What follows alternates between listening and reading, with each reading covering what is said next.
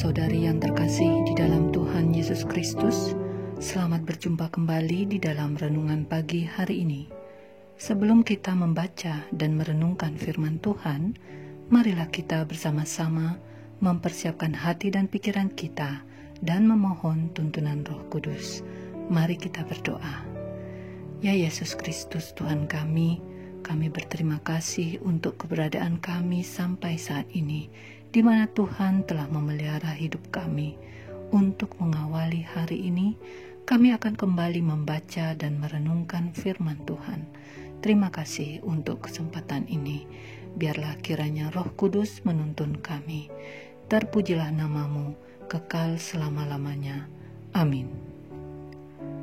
Saudara-saudari yang dikasihi Tuhan, renungan firman Tuhan pada pagi hari ini terambil dari Mazmur 17 ayat 4-5.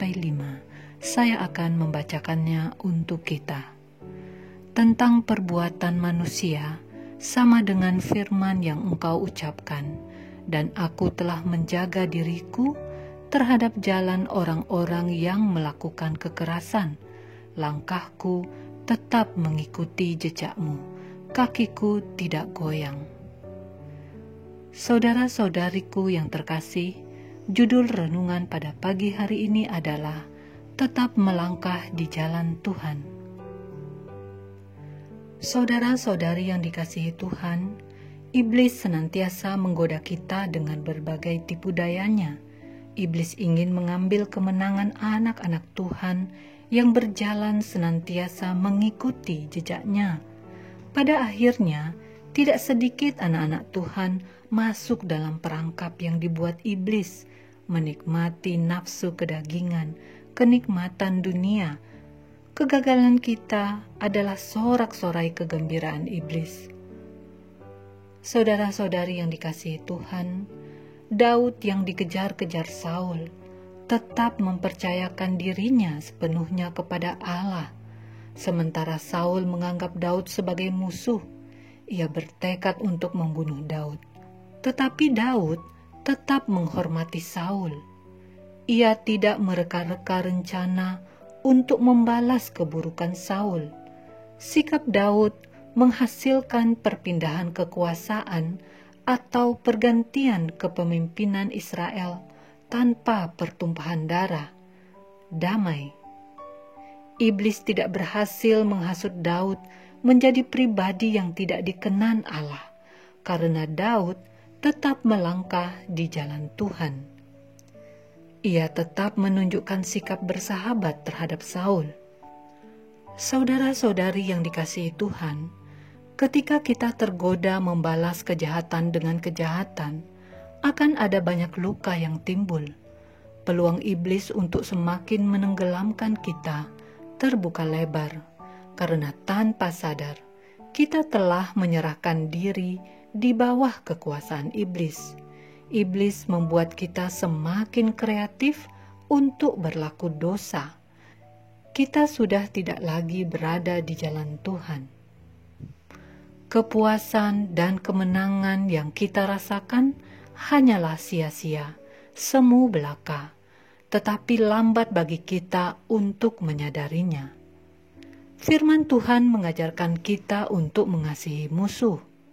Matius 5 ayat 44 mengatakan, "Tetapi aku berkata kepadamu, kasihilah musuhmu dan berdoalah bagi mereka yang menganiaya kamu."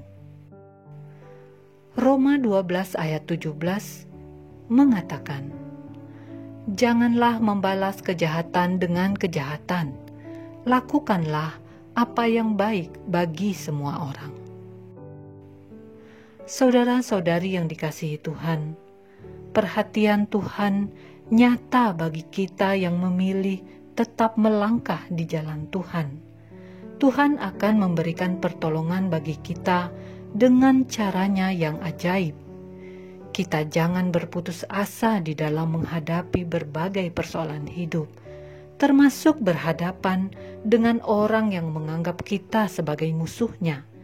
Jangan tergoda melakukan hal yang tidak dikenan Tuhan.